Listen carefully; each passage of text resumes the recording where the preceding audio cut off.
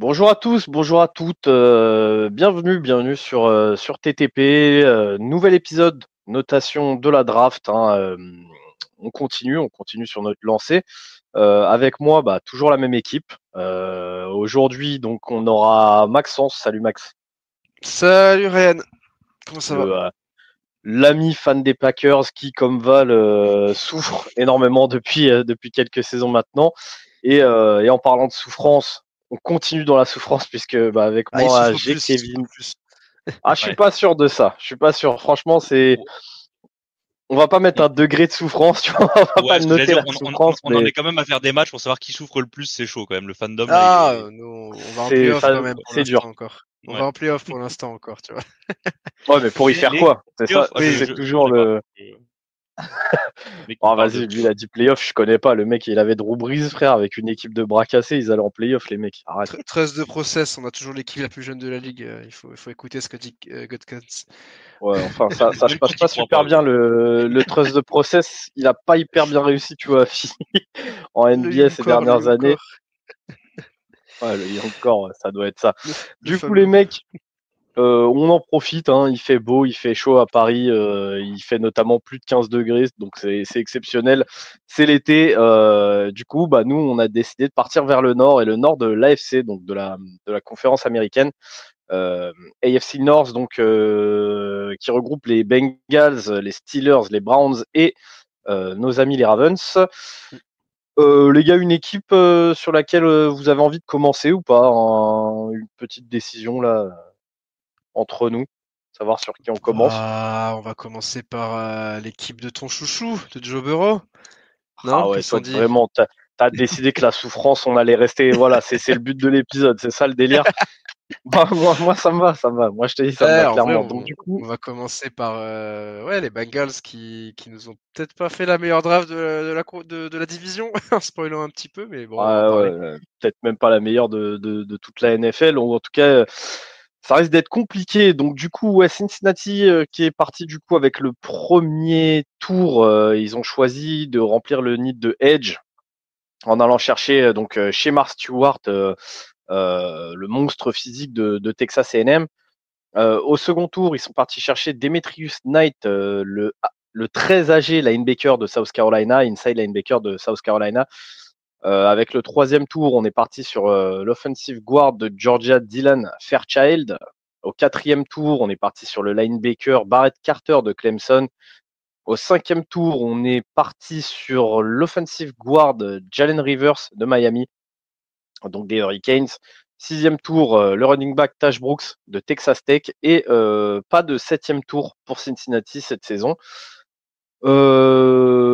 Je pense que je vais pas être une des plus bonnes notes. Donc je vais d'abord vous laisser vous exprimer avant de venir euh, potentiellement influer sur vos notes et vos avis. Donc qui est-ce qui a envie de se lancer? Peut-être Kevin, Max, vous voyez entre vous. Et moi Euh, je prendrai la suite. Vas-y, je vais commencer sur cette draft donc des Bengals. Avec le pic de chez Mark Stewart, qui a été sélectionné ouais, mid premier tour à la 17e place. Bon, on en a parlé déjà pendant notamment la mock quand je l'avais pick pour les Packers, ce qui avait rendu furieux Valentin, je me rappelle bien. Mais pour des raisons, parce que c'est un joueur qui a un gros plafond, mais actuellement, il est loin du plafond, hein, en fait, c'est un peu ça le problème avec ce joueur. Il y a énormément de potentiel, mais il l'a pas montré pendant sa carrière universitaire. Il va falloir bosser encore une fois de son côté. On savait que les Bengals avaient des needs en edge. Bon, ils y ont répondu tout de suite, mais les Bengals, tu vois leur attaque. Ils ont été exceptionnels l'année dernière en attaque, horrible en défense l'année dernière.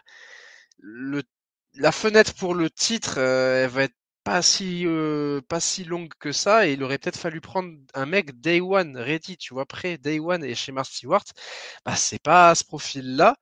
Il sera peut-être monstrueux dans 3-4 ans, mais à un moment donné où il y aura peut-être plus T. Higgins, tu vois, et d'autres gars, parce que au niveau salary cap, c'est compliqué.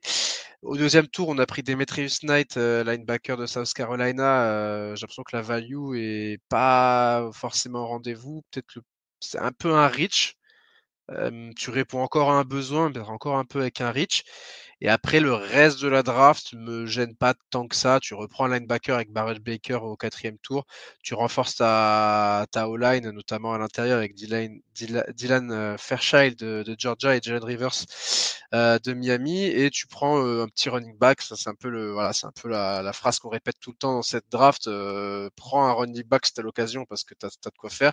Et Taj Brooks au 6e tour, je trouve que ça a une très très bonne value. Ça va renforcer une room de running back qui, mine de rien, quand même, est orpheline de Milton. Non, Joe oui, Mixon. Joe Mixon, pardon, Joe Mixon. Ouais, après Donc, Chase Brown, fait ouais, fait un bon début de carrière quand même avec Cincinnati. mais tu prends toujours un mec en plus qui peut l'accompagner et tout. En fait, la fin de draft, c'est pas mal. Les 2 premiers tours, horrible, enfin horrible. C'est pas ce qu'on aurait attendu d'eux. C'est trop encore en développement. À un moment où les Bengals, bah en fait c'est maintenant, tu vois, c'est là, c'est sur quoi? Sur les 2 ans à venir, avec les problèmes de salaire qui vont arriver et tout. Donc c'est pour ça que j'en donne une note de C aux Bengals. On est au milieu du bof, c'est-à-dire que en fait c'est pas la draft qu'on aurait attendu des Bengals. En fait ils font cette draft genre il y a 3 ans, il y a 3-4 ans, tu vois, au moment où Burrow arrive. Bah, je suis en mode ok, c'est pas mal, mais là, j'aurais attendu des mecs un peu plus ready day one, tu vois. Donc peut-être à faire du trade back pour aller chercher des mecs comme, je sais pas, Nick Scotton par exemple, un peu plus tard, des choses comme ça. Si tu voulais vraiment un edge, là, ils ont un peu. Ouais. Donc c'est pour ça qu'un peu mitigé sur cette draft. Après, ça se trouve, Stewart va être monstrueux première année, mais il y a très peu de chances que ça arrive vu le travail qu'il a effectué encore avec ce joueur. Ok, donc un C pour toi, Max. Ouais. Je vais en profiter pour donner également la note de Rob, parce que je vois qu'il a mis exactement la même note que toi. On n'aura donc pas ses explications, mais puisqu'il a donné la même note que toi, je pense que vous devez être à peu près sur la même longueur d'onde. Kevin, toi de ton côté, qu'est-ce que tu as pensé de la draft de Cincinnati? Bah moi j'ai même été carrément plus critique, hein. Moi j'ai même mis C-. J'ai été très très déçu, notamment parce que ce pic de chez Mark Stewart, premièrement déjà, ça indique que potentiellement ils vont pas forcément re-signer Trey Hendrickson, et on sait que les Bengals sont l'une des franchises les plus crevardes sur les contrats, aussi, enfin même sur la gestion de son personnel au niveau des contrats. En fait, il y a jamais de communication. C'est vraiment assez particulier la gestion du front office vis-à-vis des renouvellements de contrats. Là, t'as chez Mark Stewart, donc potentiellement t'as besoin de compenser. C'est pas le mettre à l'opposé de Hendrickson, c'est potentiellement remplacer Hendrickson avec un mec qui a une pro de college football qui est vraiment en dessous de la moyenne. Donc comme a dit Max, j'aurais bien aimé encore une fois un mec qui soit plus NFL ready à son arrivée, et qui est moins de. Honnêtement, hein, en tant que fan des Saints, t'en parlais tout à l'heure de la souffrance, hein, j'en ai bouffé des projets de premier tour. Alors pour le coup, les Bengals, ils ont pas tradé la moitié de leur ville pour avoir un projet, mais ouais, je pense qu'il y avait peut-être mieux à faire à ce niveau-là. Je suis un peu déçu. Euh, et après, je sais pas de bêtises. Après, Taj Brooks, moi, c'est toujours un running que j'ai bien aimé. Donc voilà, ça c'est, tu vas chercher Brooks au 6e tour, c'est une bonne value, je trouve. Mais voilà, encore une fois, ta draft, elle est conditionnée par ton premier, 2e tour, et j'ai pas aimé. J'aime pas forcément ce qu'il y a derrière. Donc voilà, j'ai mis C- parce que c'est notre moyenne, c'est bah C, mais c'est bof moins quoi. Donc j'ai vraiment pas kiffé, et j'ai mis C-. Et d'ailleurs, ah non, c'est pas. D'ailleurs, il y a pire parce que même Joff a mis Ouais, D carrément. ouais, Geoffrey Abidé, bah, j'en avais discuté un petit peu avec lui et bah, il déteste, il déteste vraiment, il déteste la draft des Bengals. Pourtant, chez Mark Stewart, hein, vient de Texas A&M, mais il me dit, mais non, c'est pris trop tôt, c'est pas leur need. Enfin, c'est un need en termes de position, mais du coup, c'est pas le type de joueur dont ils ont besoin maintenant. Enfin, voilà, quoi. Donc, voilà pourquoi il a mis un D. Parce que vraiment, il a pas du tout aimé. Je crois que c'est même la pire note qu'il ait donnée de tout Ouais, le. je crois que ça doit être ça doit être le entre nous tous, hein, c'est le seul Mm. D qu'on a mis, hein. Je suis pas sûr d'avoir eu. Attends, Ryan n'a pas Bah, encore donné. Ah si je si, t'ai pas attends, encore donné ma note, j'ai moi, rien mon dit. vieux. Non non, j'avais pas vu la note de Rob sur une draft plus tard dans la AFC, donc non non, il y a pire. Ouais, ouais, non, je t'ai pas encore donné ma note à moi, et moi, justement, Je vais peut-être faire du mal donc aux fans des Bengals, mais je suis un petit peu comme Max, dans le sens où à partir du pic Dylan Fairchild, honnêtement, j'aurais pu donner une très bonne note à leur draft. Peut-être pas très bonne, mais Et tu vois, clairement tu mets un B. bien. Ouais, honnêtement, j'aurais pu être bien au-dessus de la note que je vais donner là. Je suis désolé envers Shemar Stewart ou envers Demetrius Knight. Pareil, je vais peut-être être un petit peu plus critique que la réelle note que j'aurais dû leur donner, mais c'est un ensemble. Il me semble que sur les épisodes de NFC, on avait parlé, tu vois, de notes d'encouragement où on avait un petit peu surnoté, mais de manière à dire que tu sais, ça, c'est en train de tirer dans le bon sens et donc on a envie d'encourager ça. En fait, là, ça va être l'effet inverse. Si je devais donner une note là à la draft des Bengals, je pense que ça serait à peu près comme Kevin, un C-, voire peut-être comme Geoffrey, c'est-à-dire D+, C- par là. Mais là, en fait, je l'aurais foutu en D-. Je sais pas si on avait vu pour mettre pire ou pas, mais là, c'est clairement la note de comment dire. C'est même plus de l'encouragement, en fait, C'est décourageant. c'est de la, c'est de la, non, mais c'est de l'avertissement, en fait, j'en peux plus. C'est-à-dire que là, Cincinnati a beaucoup d'armes. On se rend pas bien compte, mais depuis quelques années maintenant, ils ont ce qu'il faut pour aller loin. Je suis pas le plus gros fan de Zach Taylor, mais il fait plutôt du très bon travail et notamment du côté offensif. Mais en fait, plus les années passent et plus j'ai l'impression que Cincinnati, ça fait partie de ces équipes au front office un petit peu vieillot et peut-être pas le GM, mais peut-être encore au-dessus au niveau du proprio. Et on l'a dit, on a beaucoup tapé sur des équipes comme les Jets, comme les Panthers, pour ce genre de gestion un peu calamiteuse. Mais en fait, avec ces équipes-là, tu peux pas t'en sortir. Et j'ai l'impression que année après année, on est en train de se diriger vers un énorme gâchis, en fait, un gâchis de leurs armes, un gâchis de ces belles années. Et la draft va clairement en ce sens-là. C'est-à-dire que vous en avez parlé chez Mark Stewart. Il y a un potentiel qui est très élevé. Il y a tous les fameux tools que recherchent les GM en NFL, c'est-à-dire que le joueur est jeune, il est grand, il est costaud, il a des capacités athlétiques absolument folles.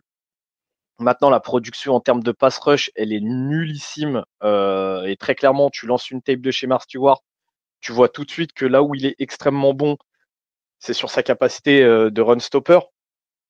Donc effectivement, si tu le mets avec Trey Hendrickson, tu relèves même pas un petit peu de pression en fait sur Hendrickson parce que ils vont pas essayer de double team un chez Mark Stewart. Il va pas créer ce problème-là pour une offense. Donc en fait, ça ne sert à rien. Hendrickson n'a pas d'aide finalement sur la D-line pour justement l'aider au niveau de ce pass rush. Donc encore une fois, tu vas mettre tous tes œufs dans le même panier. Et encore heureux que Hendrickson est très bon et franchement porte le pass rush des Bengals sur ses épaules parce qu'en fait, il n'y a rien d'autre niveau pass rush à Cincinnati et c'est pas avec Shemar Stewart que tu apportes justement du pass rush.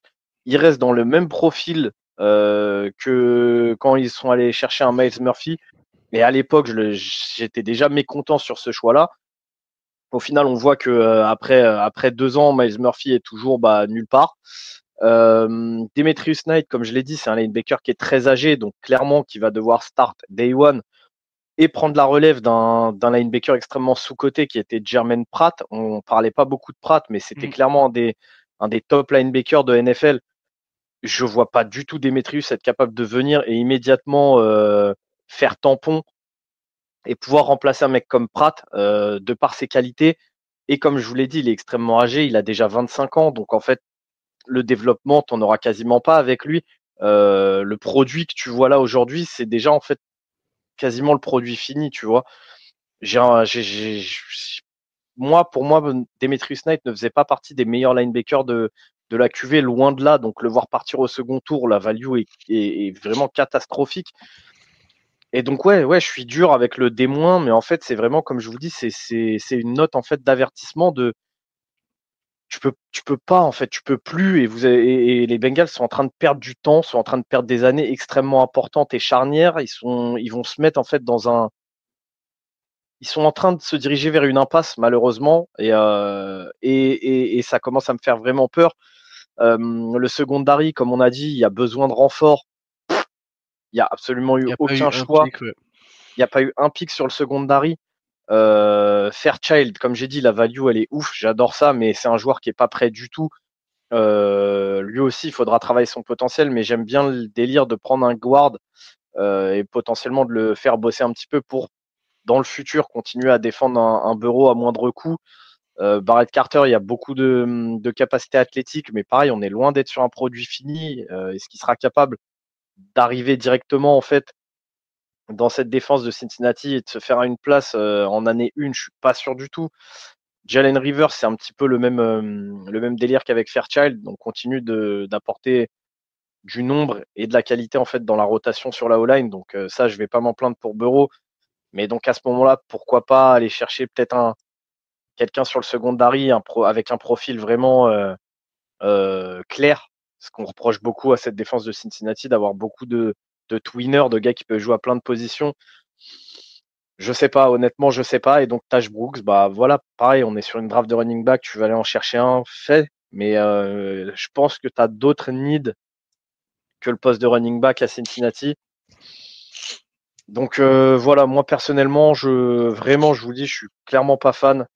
Pour moi, ça fait partie des grands perdants de cette année au niveau de la draft, malgré le fait qu'ils vont chercher des joueurs que j'apprécie, tu vois.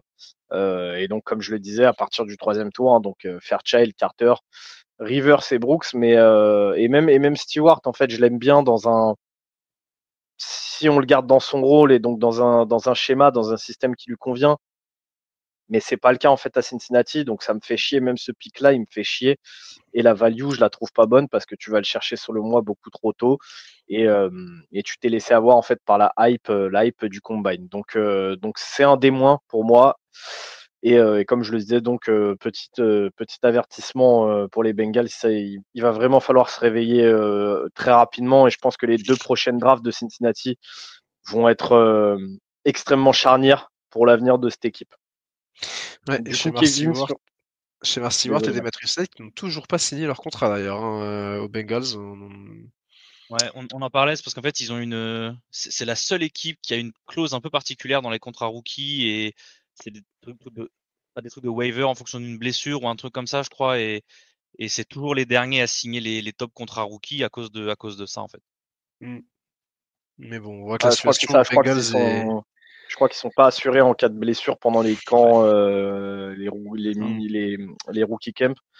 Et donc à chaque fois ça traîne. Et encore une fois, en fait, derrière, tu as déjà l'opinion publique et les fans qui s'intéressent pas forcément à ce genre de choses, qui viennent en fait taper sur des gars comme Schema en disant ouais bah regarde, il vient à peine d'arriver qui fout déjà la merde, alors que lui, bah pour le coup, il est pas responsable. Ouais, Mais il je se peux le protège, il se comprendre protège.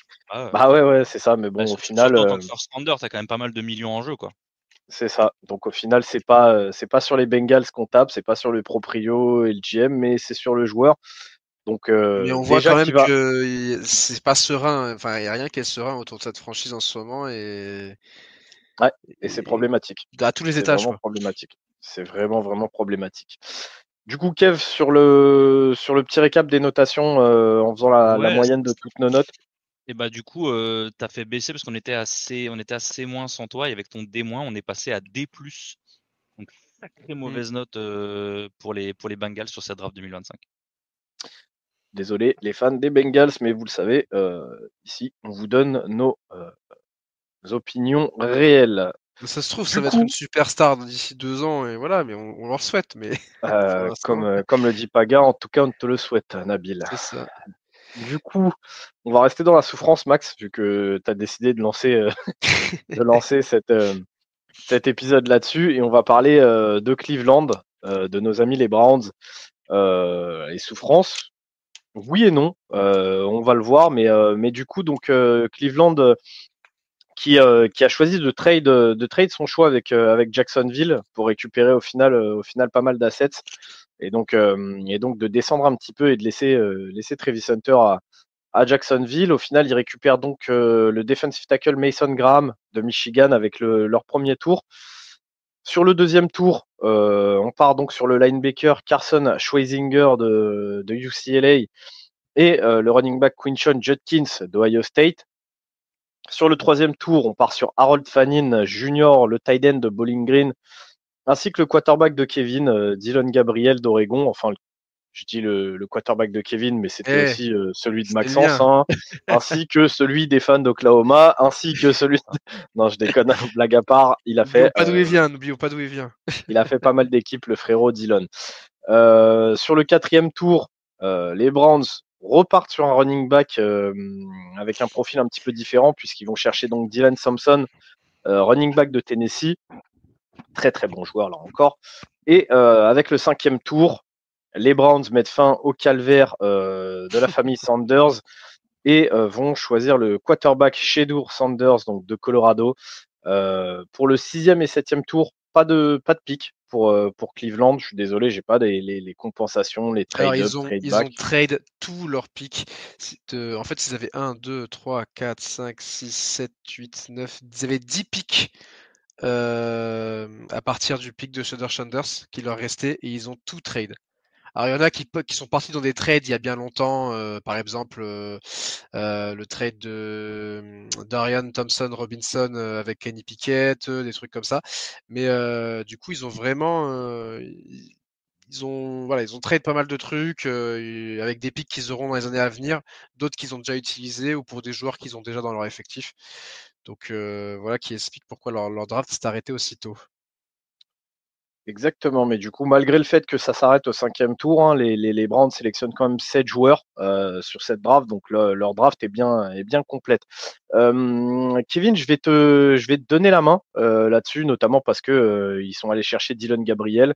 Donc je fais un parallèle tout pourri sur Oregon.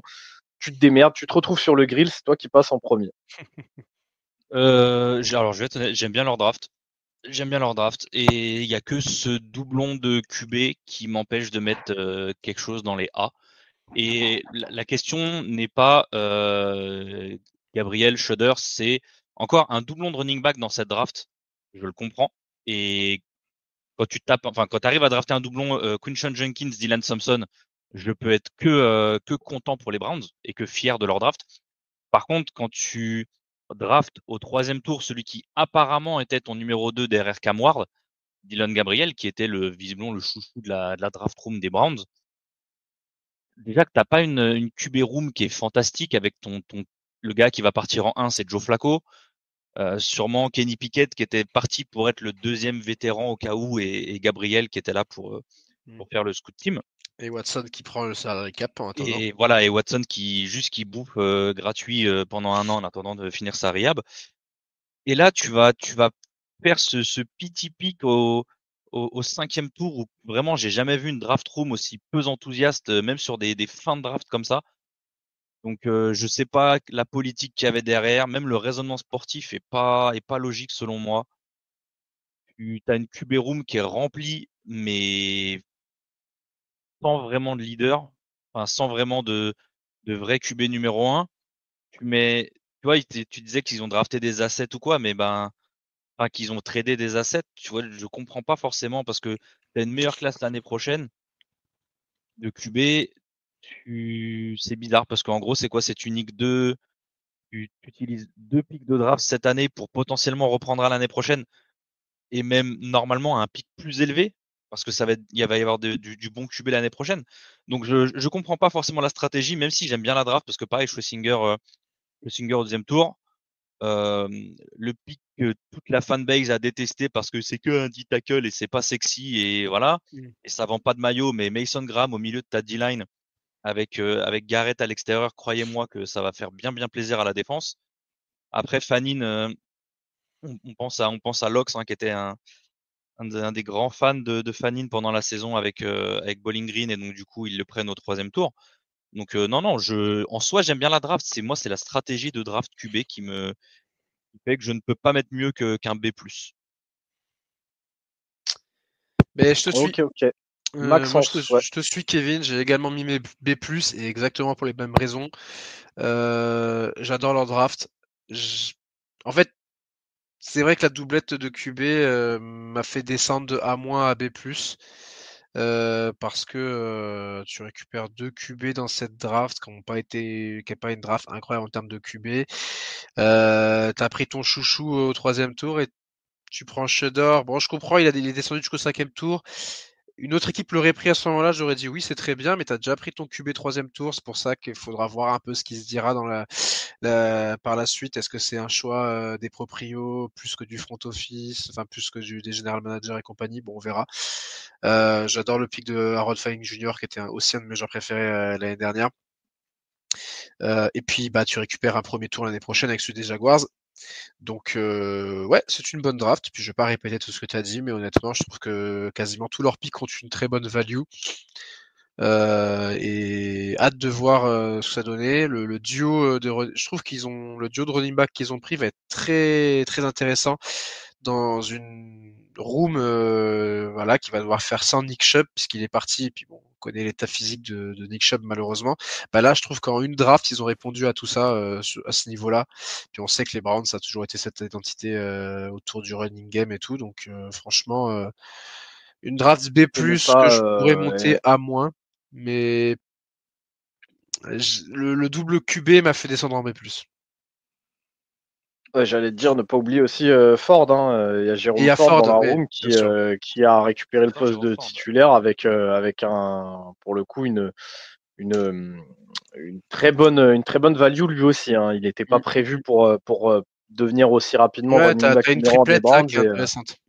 Ouais, clairement, ça va être sympa à voir et voir qui se détache vraiment dans cette room. Mais sinon, non, les gars, moi, je vous suis aussi. C'était assez rare de voir les Browns faire une si bonne draft. C'était intelligent. Ils ont pas cédé aux sirènes Travis Hunter, tu vois. Donc directement, ça a été intelligent. Faut pas oublier que, comme on l'a dit donc dans le dernier épisode, les Jaguars ont lâché leur premier tour de l'année prochaine. Donc les Browns vont avoir 2 choix du premier tour l'année prochaine. Ce qui va leur permettre, je pense, de prendre une potentielle star l'année prochaine assez tôt, tout en récupérant Mason Graham, qui était pour beaucoup le defensive tackle numéro 1 de la QV. C'est très très intelligent. Ensuite, tu vas chercher un Carson Schweisinger. Moi, c'était pas mon linebacker 1 de la QV, mais je vois le potentiel. Le potentiel est quand même vachement présent et s'il se développe correctement, ce qui est fort possible, à Cleveland sur le poste de linebacker, on sait que ça développe plutôt pas mal les joueurs en défense à Cleveland. Tu peux potentiellement te dire qu'il y a leur linebacker du futur qui est là. Comme l'a dit Kevin et Max, moi la doublette Quinshon Judkins et Dylan Thompson, pour moi c'était 2 de mes running backs potentiellement dans le top 5. Donc je valide complètement. En plus, c'est 2 profils très différents. Avec Harold Fanning, tu as un vrai playmaker qui aura le temps de se développer en plus parce que il y a déjà le tight end à Cleveland, les gars, si vous pouvez m'aider, là, j'ai un trou. Ouais, on a déjà Njoku, donc en fait, ça va permettre à Harold Fanning de pouvoir se développer très tranquillement derrière. Donc c'est une super bonne idée. Et ensuite, on le savait, tu avais besoin de prendre un QB. C'était malheureusement une QV de quarterback assez faible. Donc tu choisis Dylan Gabriel, bah écoute, c'est ton choix. Donc tu remplis ce nid aussi, j'aime bien. Mais comme vous, quoi, c'est la doublette avec Shedour qui me pose problème et donc forcément je peux pas leur mettre un A. Donc moi aussi en fait je vais me positionner un petit peu comme vous en B+. Ouais, puis Fanning Junior en plus avec son physique, il peut jouer, c'est tight end, mais qui peut peut-être en NFL transitionner plus tard en receveur parce qu'il est un peu plus petit que les tight ends habituels. Il est un peu plus léger surtout, je crois, surtout que les tight ends habituels. Mais sur le gabarit, on est un petit peu sur un profil à la Isaiah Likely, mais le problème c'est que Fanning est quand même assez lent ou en tout cas peu explosif, tu vois, sur ses premiers pas. Donc il risque d'avoir un petit peu de mal à se libérer, tu vois, en courant il y a ses moyen de tracés. t'amuser avec lui sur tes formations et tout, je pense. Mais ouais, il y a moyen. Si t'es un petit peu créatif, il y a moyen de te faire des packages intéressants. Donc ouais, voilà, B+. B+ pour moi, ça fait donc 3 B+ pour nous 3. J'ai vu que Geoff un petit peu moins, ouais, un petit B-, un peu moins hypé que nous. Encore une fois, c'est dommage de ne pas avoir ces explications. Et alors Rob, où là, je t'avoue que lui, un petit peu plus enthousiaste que nous, justement, lui. Il a décidé de ne pas trop faire Tenir baisser compte la de note, tu Shadow. vois. Ouais. Ouais, du coup, il est sur un A-. Donc Kev, je sais pas où on se trouve. Et après, encore une fois, Shedeur au 5e tour, s'il y avait eu que lui comme QB dans cette draft, tu vois, je dis très bien, bravo. Mais là, t'as Ouais, mais il déjà n'y a pris pas que ton gars lui. au 3e tour. Ouais. C'est ça le problème. Ah, C'est vraiment ça. c'est ça le problème. Ryan, juste, excuse-moi, t'as mis B+ aussi, c'est ça? Ouais, c'est ça, B+ Ça aussi nous pour moi. fait, on était sur B+ sans toi, donc on reste sur B+. Ok. Mais ouais, non, donc je te disais, ouais, Max, c'est bien le problème. Hein. Je pense qu'on est tous d'accord, Kevin aussi. Hein. S'ils n'avaient pas pris Dylan Gabriel et qu'ils partent sur Shedeur au 5e, Ah oui, moi je leur ça mets n'aurait un A. pas posé Moi, problème. Et encore une fois, tu vois, c'était pas une question de qui est le QB. Au contraire, tu vois, si t'arrives à avoir Shedeur qui était vu par beaucoup comme le QB2, voire QB1, et il drop pour les raisons pour lesquelles il drop, mais tu arrives à l'avoir au 5e tour et tu le rajoutes à Flacco, Watson, Pickett, moi ça me va. C'est niquer un de tes 7 à 7 pour le prendre. Et c'est juste ça peut-être pas forcément avoir une pré-saison sereine parce que ça va t'as être le 2 feu, là. QB, on sait les Je te médias le dis, hein. autour et tout. Ah bah, pré-saison, J'espère que saison, Dylan tout a ce que les tu épaules veux, là. Hein. solides parce qu'il va être visé. Hein. Alors, ce qu'il faut savoir, c'est que parce que moi, du coup, j'ai eu la joie, à force de marquer Shudder dans mes tweets, de me taper une timeline full Shudder Centers pendant les rookie minicamp de Cleveland. Et tous les médias de Cleveland sont derrière Shudder et Dylan Gabriel, c'est limite ils s'attendent à ce qu'il se fasse cutter avant Pickett, Ouais, tu vois, un truc du genre. va apprendre à parler chinois, comme on dit Donc clairement, en dans fait, le même. limite celui qui a pas forcément de pression, c'est limite Gabriel, Ouais. alors que selon tout le monde, ça aurait dû être Shudder, mais en fait, tous les médias sont autour de lui. Dylan, il peut faire son truc, il a pas de pression, il y a personne qui s'occupe de lui.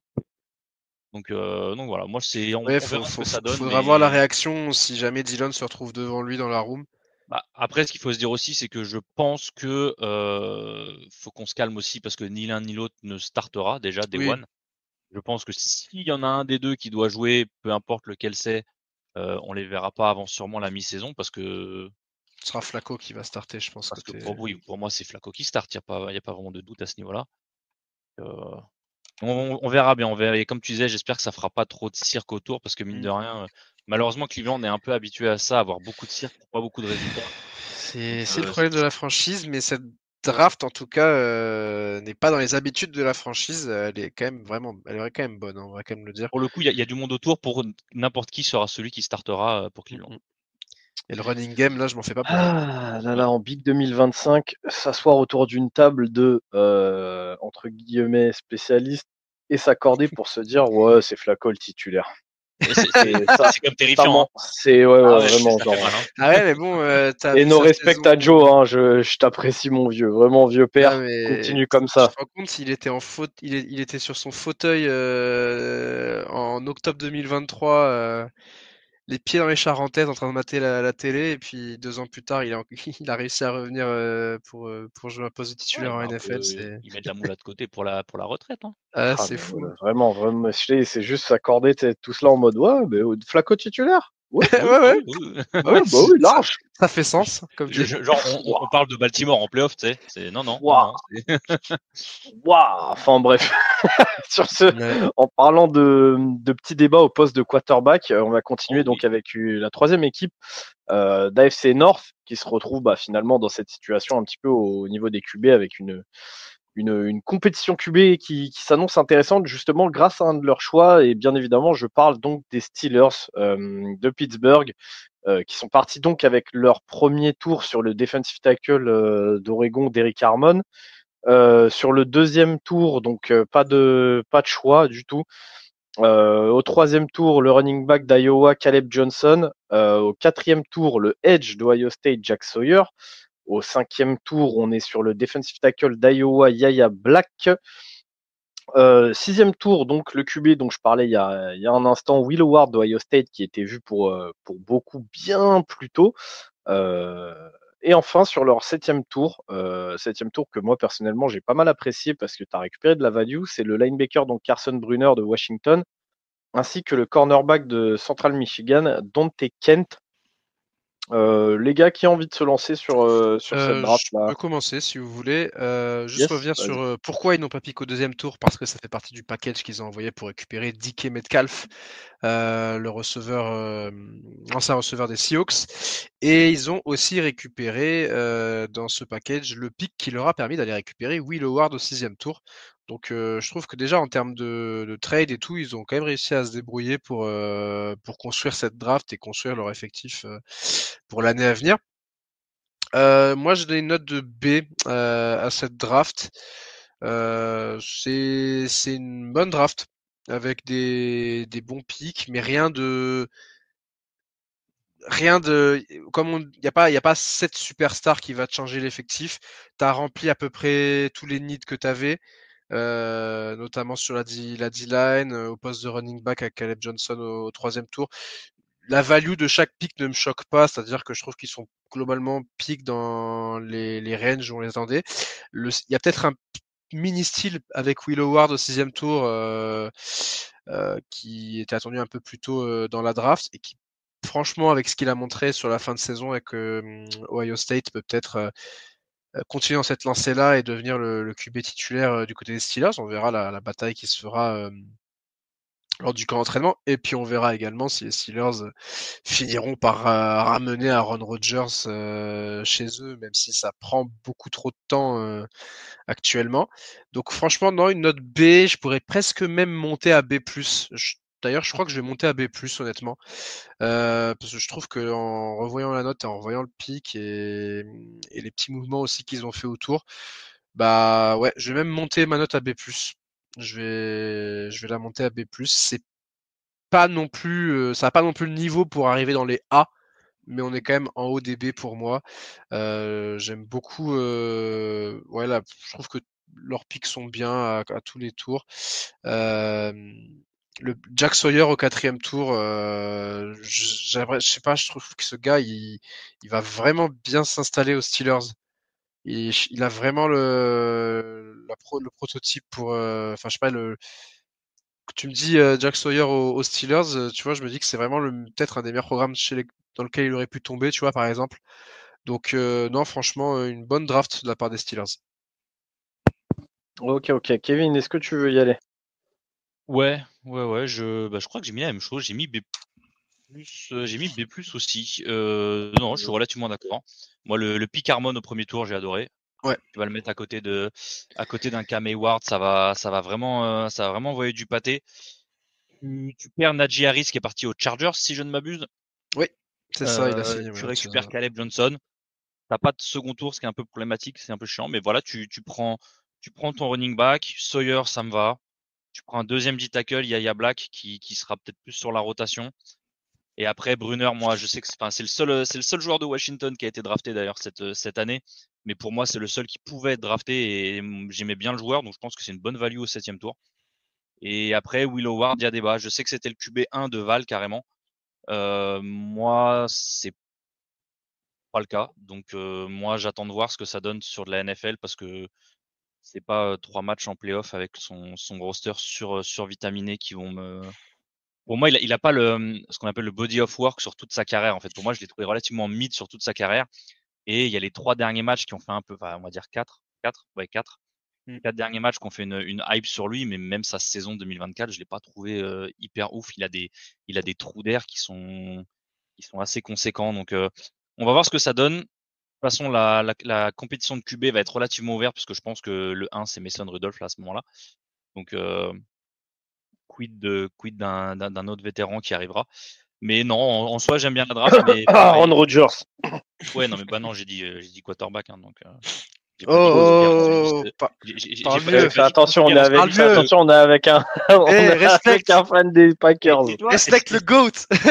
Et c'est ça le problème, c'est que tu vois, les gens ils pensent que j'aime pas Rodgers, alors que pour moi, Rodgers c'est le plus beau quarterback préféré, c'est Aaron Rodgers. C'est juste que voilà, là on va dissocier le terrain du off-field. Oui, après c'est Voilà, vrai que le off de Rodgers en ce moment voilà. est terrible et je pense que Et je ce pense que serait peut-être un mauvais ça parti. lui. Ouais. Ah, mais ça le dessert. Là, tu vois, nous, on a souvent la discussion sur un Trevor Bauer, par exemple, en MLB. Je pense que tu es sur un peu sur la même vision qu'ont les franchises vis-à-vis de lui, en mode, tu le prends, c'est un PR nightmare, en fait. C'est un cauchemar de relations publiques. Donc, on verra ce que ça donne. Je pense est-ce qu'ils vont attendre de voir si Will Howard, il est potable ou je sais pas. Est-ce qu'ils se disent on s'en fout, de toute façon on aura un bon pic l'année dernière, on pourra aller prendre du Nussmeier ou des gars comme ça, je ne sais pas. Mais voilà, moi la draft elle est bien, mais pas A, donc j'ai mis B+. Donc B+ pour toi, B+ pour Max, B+ pour Geoffrey également. Ensuite, on a Rob qui a complètement vrillé et j'aurais aimé qu'il soit là pour donner un peu son avis parce que lui, il est Il est fan parti des sur un. Steelers, non, lui? Ah non, Ouais, si. il est parti. Non, non, pas du tout en plus. Ah non, C'est c'est ça le Guillaume pire. qui est fan des Steelers. C'est Guillaume qui est fan des Steelers. Donc Rob qui a mis la note de A+. Ouais, Il a, ouais, là, j'aurais bien aimé qu'il soit il est, là pour nous il est expliquer, ouais. complètement parti en live. Ah, mais c'est Donc, Derrick Harmon, premier tour, je pense, ça là. oui, ben c'est pour ça que je parlais d'un pic de Homer, tu vois. Mais donc au final, de nous Après, tous, c'est un excellent c'est pick. moi qui vais avoir la moins bonne note, puisque je suis parti sur la même note que toi, tu avais à la base, Max. Euh, donc un B. Bon, ça va, t'es pas Faut... trop éloigné. Quand j'ai cru que t'allais me Non, non, mettre un non. C- ou un C+, j'étais Non, là. non, non, non, non, absolument pas. Honnêtement, je te le dis, moi, j'ai bien aimé leur draft. Surtout parce qu'en fait, la plupart des joueurs qu'ils ont pris, je les apprécie et je leur vois vraiment une utilité dans la rotation de Pittsburgh. Tu vois, juste, c'est une question de value en fait. Où, bah, par exemple, tu vois, je viens de mettre un B+ à Cleveland, notamment parce qu'en termes de value, ils ont tout éclaté. Je peux pas donner aux Steelers la même note, alors que pour moi, en termes de value, il y a un petit peu moins de bonnes choses et que même sur la qualité des joueurs, je les trouve pas aussi impactants, tu vois. Déjà leur premier tour, Derrick Harmon, euh, Kevin le sait, Rob le sait aussi. Toi, Mac, je sais pas si tu as lu l'article, mais je suis pas le plus gros fan de Derrick Harmon. C'est un Ouais, joueur que j'aime bien. j'avais vu que t'étais pas si haut que ça sur lui, ouais. Bah, c'est ça en fait. Je trouve que c'est un très bon joueur de foot, mais je trouve justement toute la hype de Harmon au premier tour vraiment surévaluée. Et en fait, c'est exactement ce qui s'est passé. Donc, les Steelers sont allés le chercher au premier tour. Comme le disent les Américains, IMO, tu vois, in my opinion, on n'est pas du tout sur un joueur qui a une value de premier tour. Maintenant, il y a le petit problème du fait que bah, Pittsburgh n'avait pas de second tour, donc forcément, si tu kiffes le joueur, bah faut que tu reaches un petit peu pour aller le chercher. Mais pour moi, ça compte sur ce genre d'épisode de notation. Donc Derrick Harmon, bon pic, bon potentiel de développement. Je pense que oui, à terme, il est là pour remplacer un Cam Hayward au niveau déjà de son gabarit, de son morphotype, de sa façon de jouer. Ça fit plutôt pas mal. Donc pour moi, c'est potentiellement effectivement un des defensive tackles de l'avenir pour Pittsburgh, mais j'ai du mal pour l'instant à le voir à ce niveau-là. Il va avoir besoin de beaucoup de travail en fait pour vraiment s'imposer. Donc la value de premier tour pour moi n'y est pas. Caleb Johnson, c'est un des running backs que j'apprécie énormément dans cette QV. Donc pareil, je valide surtout qu'il y avait un vrai need au poste de running back. Euh, pour les gens qui n'ont pas forcément pu voir Iowa cette année ou Caleb Johnson, on est un joueur qui joue un petit peu à la manière, et je prends des gros guillemets en disant ça, hein, mais il joue un petit peu à la manière d'un Le'Veon Bell, ce genre de running back assez patient, mais une fois que le trou va s'ouvrir, il fait du nord-sud. Il n'a pas des capacités athlétiques extraordinaires. On pourrait limite le qualifier de power back, mais c'est pas le power back le plus puissant ou qui va venir en fait t'éclater la bouche. Donc c'est pour ça que je vois un petit peu des similitudes avec un Le'Veon Bell sur sa façon de jouer. Jack Sawyer, comme le disait Max, pour moi c'est peut-être un des meilleurs fits dans lequel il peut tomber. Ah Pour ouais. autant, je suis pas du tout fan de Jack Sawyer. Je trouve que en termes d'edge rusher, il y a bien mieux. Donc pareil, je m'interroge un petit peu, surtout qu'à Pittsburgh, il y a quand même pas mal d'options, hein. On sait qu'il y a du Haywood Smith, on a TJ Watt, derrière on a un Herbig qui est là et qui prend pas mal de reps, donc ça serait que pour être le quatrième edge potentiellement à tourner, donc c'est pas pire, hein, et c'est pour ça que là encore, je trouve qu'il y a de la value, même si je suis pas hyper fan du joueur. Yaya Black, c'est clairement un style pour moi. On n'est pas du tout sur le même profil que Derrick Harmon. Là, on est vraiment plus sur un de nos tackles très puissant, très lent, mais très lourd. Donc pareil, je lui vois une vraie option de rotation pour Pittsburgh et ça m'étonnerait pas de le voir prendre quelques reps ça et là. Kevin a parlé de Will Howard, je suis assez d'accord avec lui. Maintenant, il y a quand même de la qualité et dans une QV assez faible de quarterback. Le retrouver au 6e tour, la value est absolument folle. Et pareil, si en N+1, N+2, en fait, Will Howard devient le quarterback titulaire de Pittsburgh, bah, on parlera pas du tout de la même draft. Carson Brunner, bah, je vous le dis entre nous, hein, Kevin le sait, mais moi je suis absolument fan du joueur et ça faisait partie de mes sleepers sur cette année. J'ai juste malheureusement pas pu faire un article sur lui cette année. Et pour avoir parlé à Guillaume, il m'a dit qu'il y avait un need au poste de cornerback. Donc, avec le dernier pick, tu vas chercher Dante Ken de Central Michigan, un cornerback justement à développer. Bah écoute, la draft, elle est bonne. La draft, elle est très bonne en fait, tu vois. Donc ouais, ça oscillerait entre un B et un B+. Mais comme je vous dis, il y a des petits soucis de value qui font que je peux pas en fait leur donner la même note que Cleveland. Donc Cleveland, si je leur ai donné un B+, forcément, Pittsburgh, je leur donne un B. Mais pour moi, c'est une draft bonne, c'est une draft très bonne, c'est une draft très solide en fait. Donc je valide complètement. Yes. Du coup, Kev, le consensus. Bah, du coup, on est sur un B+ de qualité quand même. B+ Majoritairement de B+, qualité. donc ça reste un bon B+ quand même pour Pittsburgh qui avait peut-être des petits problèmes de draft qui n'étaient pas folichonnes ces dernières années. Donc là, ils ont un peu réglé, ils ont pris leur running back, leur quarterback, non, je trouve que c'est une bonne draft pour eux. Ouais, mais Bonne après draft attention, pour hein, il y aura finir. toujours des, comme je le disais en introduction là de Pittsburgh, il y aura toujours cette QB, cette compétition au poste de QB. Hein. On est loin Oui, d'avoir bien réglé sûr. les soucis encore, et c'est pas le fait de prendre Will Howard qui est une assurance tout risque. On peut très bien se retrouver avec des Steelers vraiment mid cette année parce que justement t'as pas de vrai QB, donc attention tout de même. Du coup, on termine avec les Ravens, les Baltimore Ravens, donc équipe qui est contender au playoff, voire un petit peu plus chaque année, et qui chaque année draft plutôt très bien, et qui, bah, une fois de plus, hein, vous le verrez sur les notes, mais bah, une fois de plus, Baltimore qui a fait une sacrée draft, quoi. Ouais. Du coup, Ils font partie de nos darlings chaque année et ils ont clairement pas déçu encore une fois. Hein. ouais, c'est bizarre. C'est quand même bizarre, comme les équipes qui draftent bien sont capables de le faire année après année. C'est quand même étrange. Ouais, mais eux, ils sont une position, on va en reparler, mais à chaque fois, ils récupèrent tout le temps des bons joueurs qui tombent jusqu'à eux, et eux, ils font pas l'erreur de les laisser passer, quoi. Ouais, ouais, ouais. Comme d'hab, comme tous les ans, quoi. On se répète toujours avec Baltimore. Ça fait comme Buffalo, Et ils ont fait une razzia au 6e tour aussi. Ouais, comme ils ont 6 pics au 6e tour. Ouais, je te jure, je te jure. Donc du coup, premier tour pour Baltimore, on part sur donc Malachi Starks, le safety de Georgia.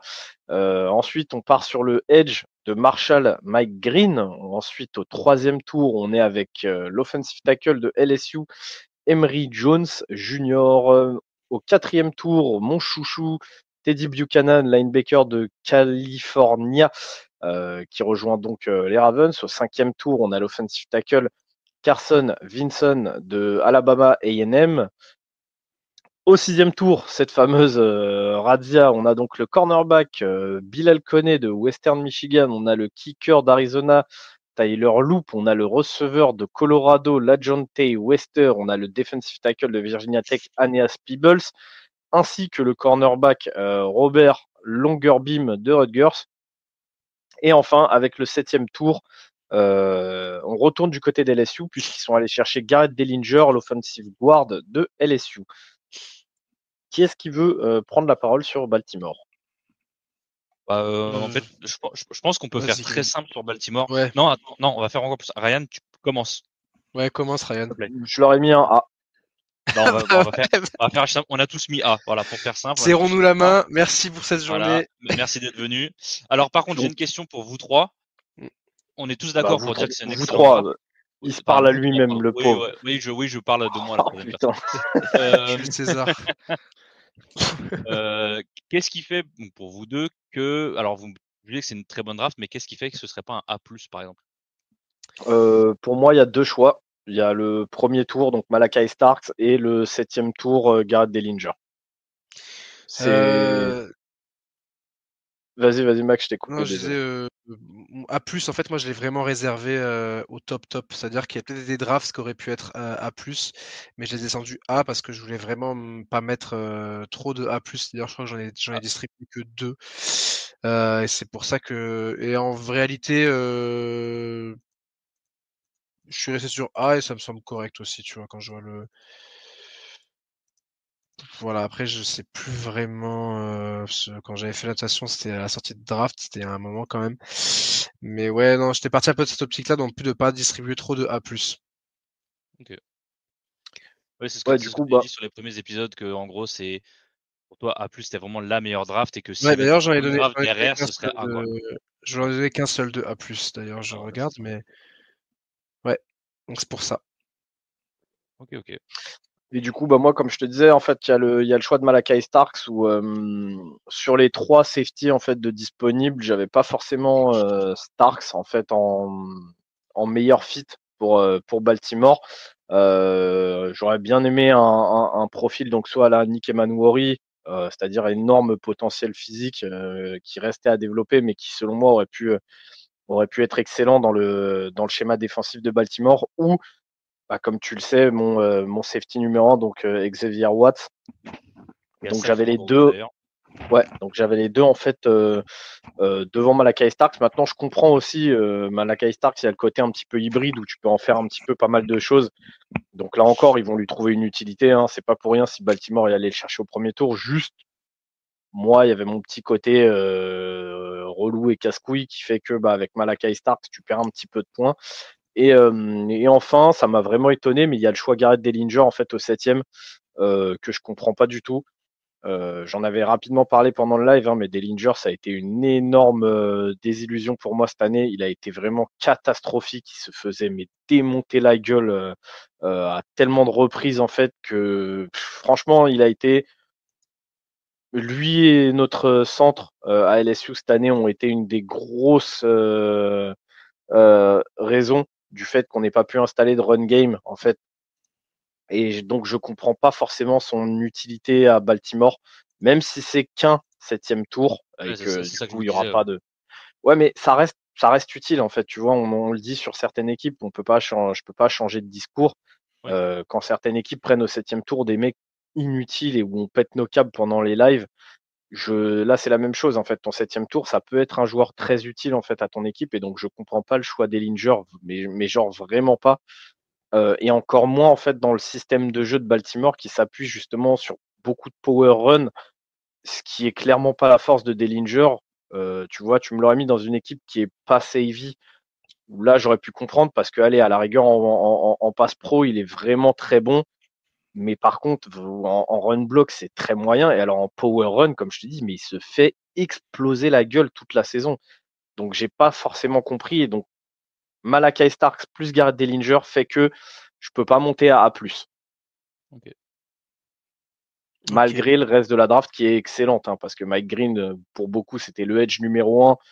Enfin, Il est deuxième clairement tour, dans non? le deuxième. Ils l'ont au Deuxième. second tour à cause de ses petits soucis extrasportifs. Mais donc, Ouais.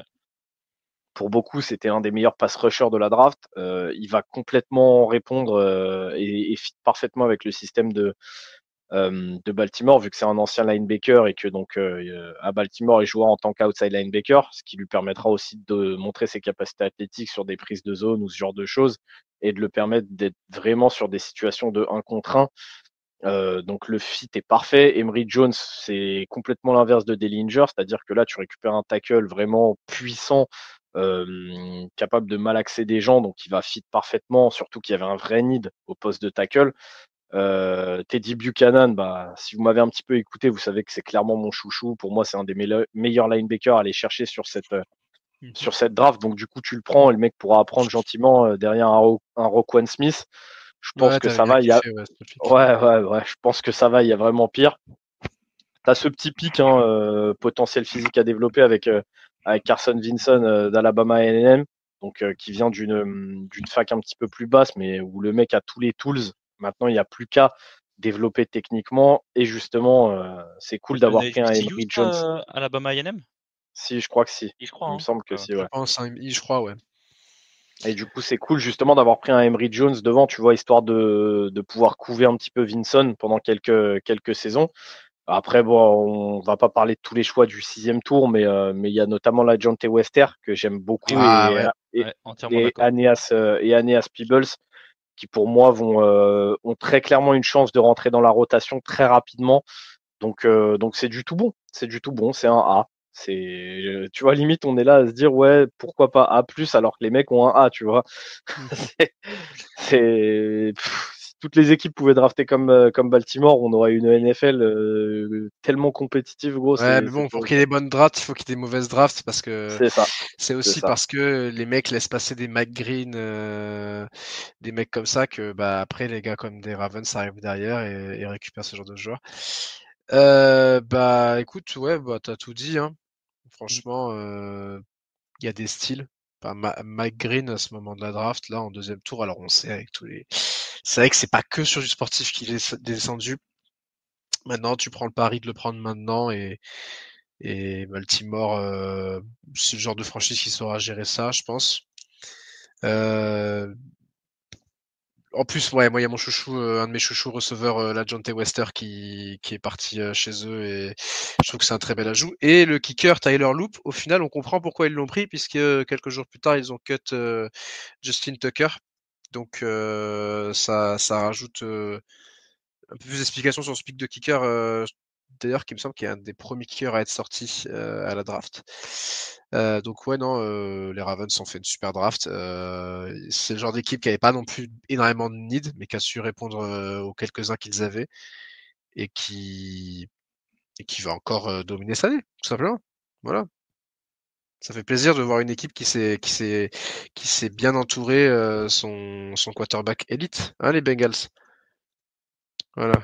Ouais, maintenant, c'est comme chaque année, hein. Il va falloir que Ouais, les Ravens soient capables de passer ce palier de playoff, quoi, parce que c'est Mm. bien beau, mais comme on dit, c'est ils clair. bossent bien, ils bossent bien, ils bossent bien. L'effectif, il est bien fait, il y a des armes, il y a tout ce qu'il faut, il y a une grosse défense, mais chaque année, en fait, les mecs se plantent un petit peu en playoff et ça commence à devenir redondant, pour pas dire Mm. autre chose.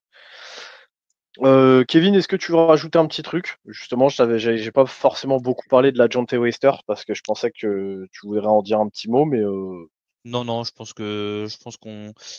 Moi, je l'ai beaucoup vu jouer avec Colorado. C'est un très bon ajout. C'est un très très bon ajout. Mine de rien, tu vois, j'ai beau chier sur Colorado la moitié du temps, enfin plus que la moitié du temps d'ailleurs. Les receveurs de Colorado ont été une grosse satisfaction cette année. Donc outre Travis Hunter forcément qui était la tête de gondole de cette room. Donc non, c'est un bon ajout. Moi j'aime bien cette draft. Comme on dit toujours, hein, Baltimore de toute façon on les a rarement vus nous décevoir à ce niveau-là. Donc ils continuent, les riches que deviennent plus riches.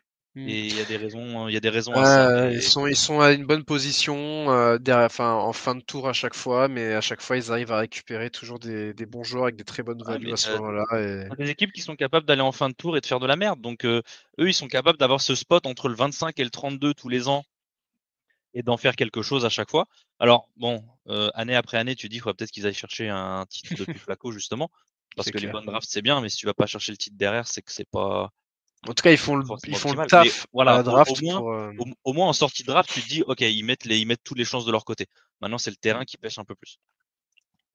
c'est clair. Donc du coup, bah, on a tous mis un A. C'est donc Ouais. un A pour le consensus. Et donc rapidement, Un, Kev, si tu peux nous refaire le classement de Ouais. cette AFC North. Ben, du coup, donc on l'a dit, on a les Baltimore Ravens avec A, on a les Steelers et les Browns avec B+, et les bons vieux Cincinnati Bengals avec un D+, un peu catastrophique pour clore cette division AFC North. Et puis pour finir sur les. Je sais pas si on a parlé de Bilal Koné, le cornerback qu'ils ont pris les Ravens, mais là aussi c'est un sacré style parce que c'était un corner qui était plutôt attendu autour du 4e tour et qu'ils arrivent à le récupérer 6e tour et s'ils arrivent à bien le développer, c'est le genre de cornerback qu'on risque de voir dans les prochaines années parce il était vraiment très intéressant avec Western Michigan.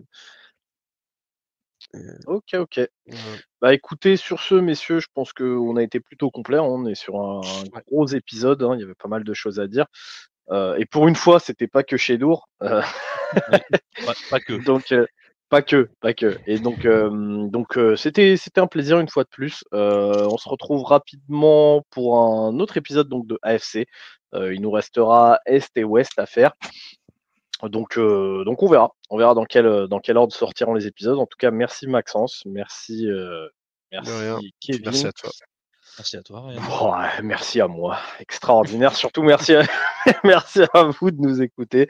Putain, déblatérer pendant 60 minutes. Et donc, les prochains épisodes arrivent rapidement. Salut tout le monde. Ciao, ciao. Ciao, ciao.